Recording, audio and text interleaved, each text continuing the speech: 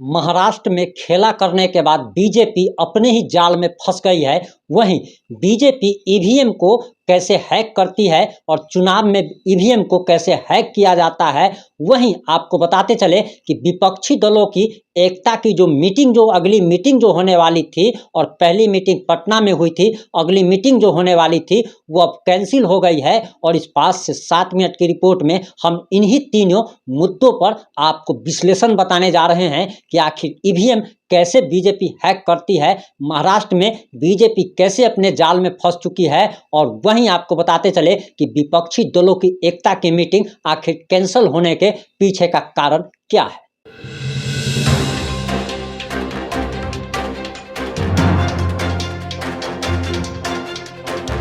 नमस्कार, मैं प्रिंस कुमार सिंह और आप देख रहे हैं पॉजिटिव इंडिया।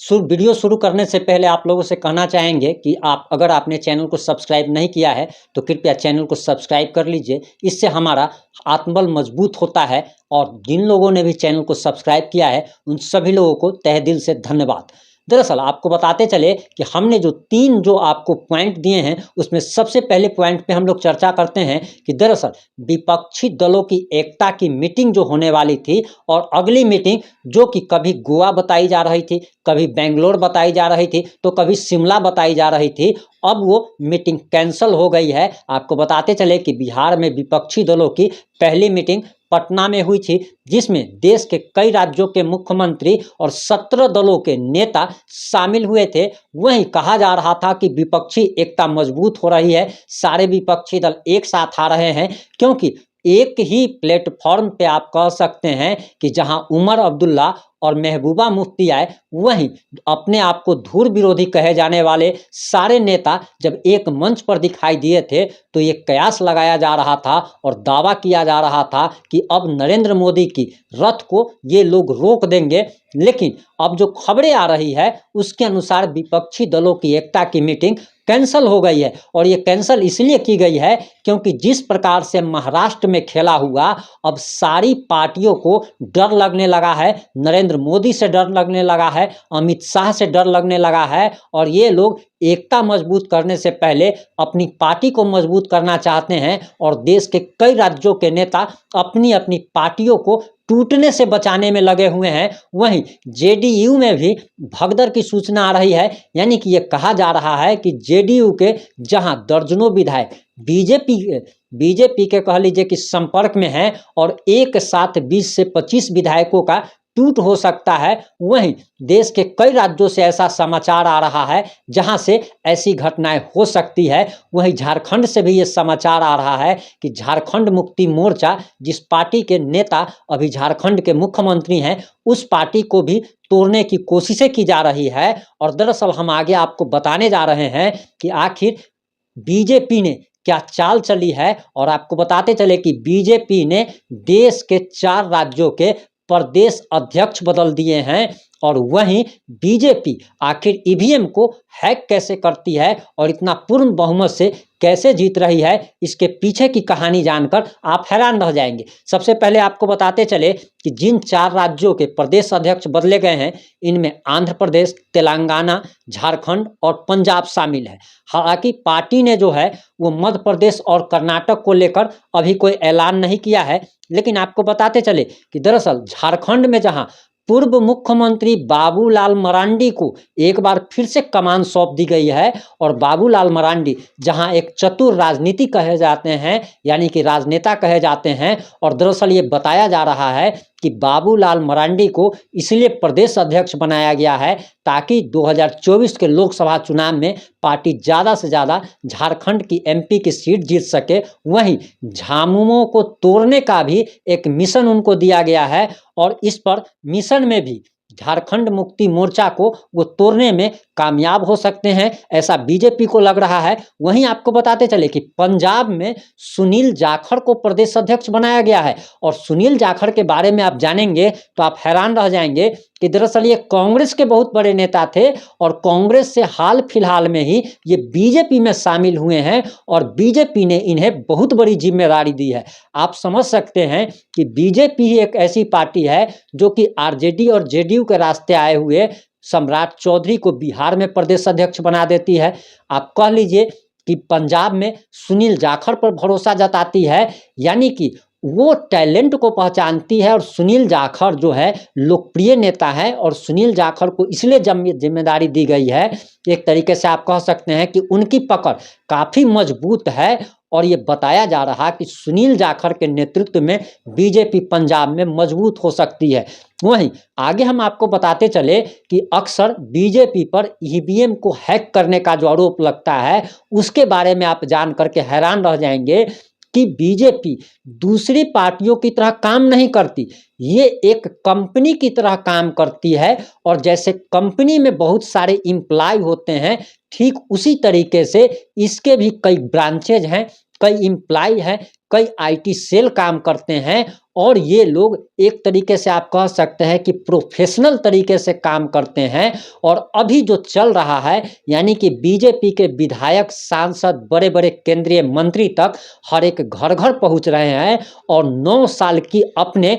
केंद्र सरकार की उपलब्धियों को गिना रहे हैं, लोगों को याद दिला रहे हैं। जहां देश के कई पार्टियों के नेता विदेश सैर पे चले जाते हैं, चुनाव जीतने के बाद लोगों से कनेक्ट नहीं रह पाते हैं, वहीं बीजेपी कैसे लोगों से अपने आप को कनेक्ट करती है, उसका तरीका ज़रा देखने की ज़रूरत है। और जो पार्टियां बीजेपी पर आरोप लगाती है कि बीजेपी ईवीएम को हैक कर लेती है, उसे ये समझना पड़ेगा कि आखिर ईवीएम हैक कैसे होती है। और दरअसल ईवीएम तो हैक होती ही नहीं, लोग कैसे हैक होते हैं और लोगों का माइंड कैसे हैक किया जाता है, ये बीजेपी से सीखने की ज़रूरत है। क्योंकि बीजेपी के नेता जैसे धरातल पर जा करके और डोर टू डोर जा करके काम कर रहे हैं, यहाँ तक कि प्रधानमंत्री मेरा बूथ कार्यक्रम को संबोधित करते हुए और लाखों की संख्या में देश भर से आए हुए कार्यकर्ताओं को गुरु मंत्र देते हैं। वहीं प्रधानमंत्री नरेंद्र मोदी 4 जुलाई को एक बहुत बड़ी मीटिंग करते हैं, जिसमें तमाम केंद्रीय मंत्रियों को, सांसदों को एक आप कह सकते हैं कि टीचर की तरह और अपने सांसदों को, मंत्रियों को स्टूडेंट की तरह समझाते हैं, सिखाते हैं कि आखिर आपको कैसे काम करना है और आपको लोगों के बीच जाकर के क्या बातें बोलनी है। वहीं आपको बताते चले कि तीसरी खबर जो हमने आपको दी थी कि दरअसल कि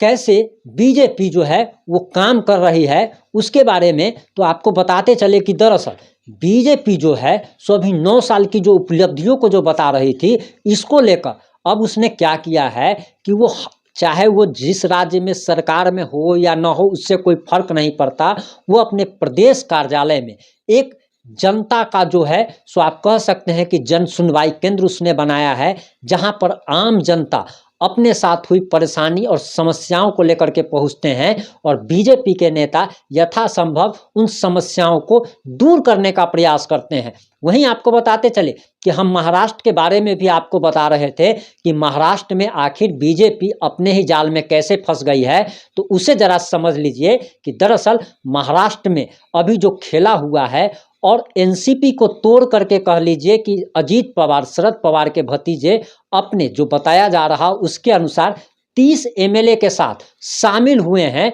लेकिन जो अब खबरें आ रही हैं उसके अनुसार शरद पवार के दबाव में अजीत पवार के साथ लौटे कुछ सांसद और विधायक अब शरद पवार के खेमे में वापस लौट चुके हैं। वहीं अभी तक आप ये बात जान लीजिए कि अजीत पवार एक बार बीजेपी के साथ धोखा कर चुके हैं, जब देवेंद्र फडणवीस ने मुख्यमंत्री और अजीत पवार ने उप मुख्यमंत्री पद की शपथ ली थी। और अजीत पवार एक बार फिर से पलटी मारकर अपने चाचा शरद पवार के साथ चले गए थे। वो दिन बीजेपी अब तक नहीं भूली है। और इस बात से समझने की कोशिश कीजिए कि भले ही अजीत पवार बीजेपी एनडीए में शामिल हो गए हों, लेकिन अभी तक किसी भी बड़े नेता ने अजीत पवार का स्वागत ना किया और यहाँ तक कि सोशल मीडिया पर भी किसी ने कोई बधाई का या शुभकामनाएं का पोस्ट तक नहीं किया है। इससे आप समझ सकते हैं कि बीजेपी अभी कितनी सतर्क है, क्योंकि जो विधायक और सांसद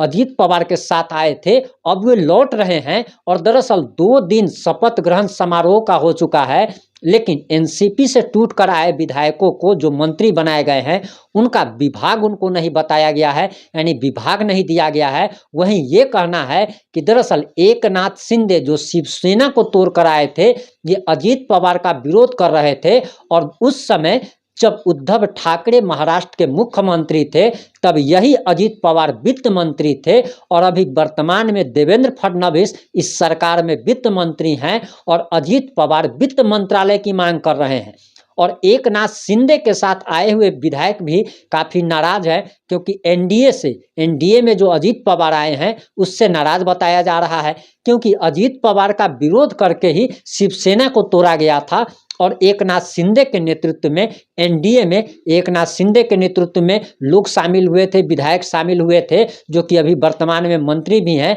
और एकनाथ शिंदे महाराष्ट्र के मुख्यमंत्री हैं। वहीं आप इस बात को भी जरा समझने की कोशिश कीजिए कि अब पावर सेंटर 3 बन चुका है। पहला पावर सेंटर एकनाथ शिंदे, दूसरा पावर सेंटर जो है देवेंद्र फडणवीस, और तीसरा पावर सेंटर अजीत पवार। इस कारण भी काफ़ी सारा कन्फ्यूजन पैदा हो रहा है, और एकनाथ शिंदे की अहमियत घट सकती है, क्योंकि जहां एकनाथ शिंदे पर ही बीजेपी डिपेंडेंट थी, वहीं अब एकनाथ शिंदे की मतलब आप कह सकते हैं कि वो निर्भरता बीजेपी की खत्म हो चुकी है। एकनाथ शिंदे अगर अलग भी हो जाते हैं तो अजीत पवार के साथ बीजेपी सरकार बनाए रख सकती है, बचाए रख सकती है। और इसी को लेकर अब ये कहा जा रहा है कि जिस तरीके से अजीत पवार के साथ आए विधायक और सांसद लौट रहे हैं, हो सकता है कि अजीत पवार एक बार फिर से पिछली बार की तरह शरद पवार के दबाव में एक बार फिर से एनसीपी में लौट जाए। इस कारण बीजेपी अभी काफ़ी सावधानी भी बरत रही है। इस मामले में जैसे ही अपडेट आएगा हम आपको जरूर बताएंगे। तीनों खबरों का विश्लेषण जो हमने आपको दिया, ये आपको कैसा लगा आप कमेंट करके जरूर बताएं। अगर चैनल पर नए हैं तो सब्सक्राइब जरूर करें। जुड़े रहे हमारे साथ। जय हिंद, जय भारत, जय जय बिहार।